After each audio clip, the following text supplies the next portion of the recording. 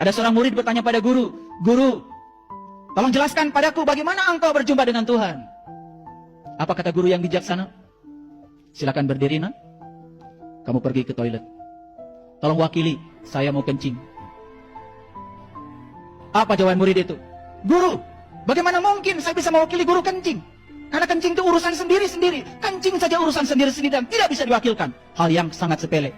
Bagaimana mungkin pertemuan dengan Tuhan bisa diwakilkan dan dijelaskan? Kamu hanya akan bisa merasakan sendiri saat kamu punya keinginan untuk menjumpainya. Makanya di Quran, surat Al-Ankabut. Surat Al-Ankabut ayat yang kelima. Allah berfirman, "Man kana yarju liqa Allah, fa inna ajalallahu la'at." Barang siapa yang berharap jumpa dengan Allah, pasti saatnya akan tiba. Al-Ankabut ayat 5. Boleh nanti dibuka. Man kana yarju liqa Allah, fa inna ajalallahu la'at. Barang siapa yang berharap jumpa dengan Allah, pasti saatnya akan tiba. Syaratnya cuma satu, berharap. Berharap. Tetapi di Quran surat Yunus ayat 7 dan 8, ada ayat yang cerita kebalikannya. Innal ladzina la yarju liqa'ana wa radu bil hayatid dunya watma'annu biha wal ladzina hum an ayatina ghafilun ulaika ma'wahumun nar bima kanu yaksibun. Innal ladzina la yarju liqa'ana, dan orang-orang yang tidak berharap jumpa denganku, kata Allah. Wa radu bil hayatid dunya, terlalu sibuk ngurusi dunia. Watma'annu biha, bahkan dunia sudah menenteramkan dia. Sudah sampai di zona nyaman dengan dunianya. Walladzina hum an ayatina ghafilun, dan orang-orang itu cenderung melalaikan tanda-tandaku.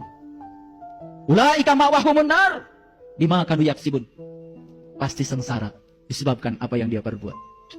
Jadi Quran cuma cerita dua. Yang berharap pasti, yang tidak berharap juga tidak akan dihukum. Silakan mengambil risiko dari pilihan. Makanya di dalam Quran surat Al-Baqarah ayat 45, 46 dan seterusnya, Allah berfirman, "Wasta'inu bis-sabri was-shalah wa innaha lakabiratun illa 'alal khashiin."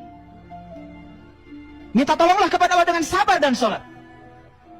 Dan itu amat sulit kecuali bagi orang-orang yang khusyuk. Siapa orang yang khusyuk?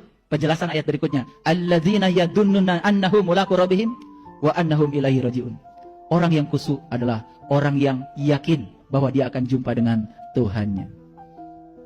Jadi khusyuk itu harus diawali dengan proses perjumpaan. Perjumpaan mengantarkan pada proses pengenalan. Bagaimana mungkin kita bisa mengingat sesuatu yang kita tidak tahu?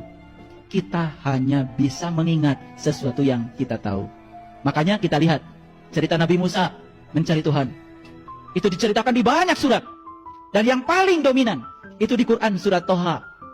Jadi kalau kita cerita dari surat Toha dari ayat 1, 2, 3 terus sampai pada puncaknya, surat Toha ayat yang ke-14. Di situ Allah berfirman, "Innani anallah la ilaha illa anna fa'budni wa aqimis sholata li dzikri." Sesungguhnya aku adalah Allah, tiada Tuhan selain aku. Sembahlah aku dan dirikanlah salat untuk mengingatku. Sembahlah aku, dirikanlah salat untuk mengingatku. Jadi kita baru dikatakan telah menyembah aku kalau selama salat yang kita ingat adalah Dia. Apa yang kita ingat ketika salat? Apa yang kita ingat ketika sholat?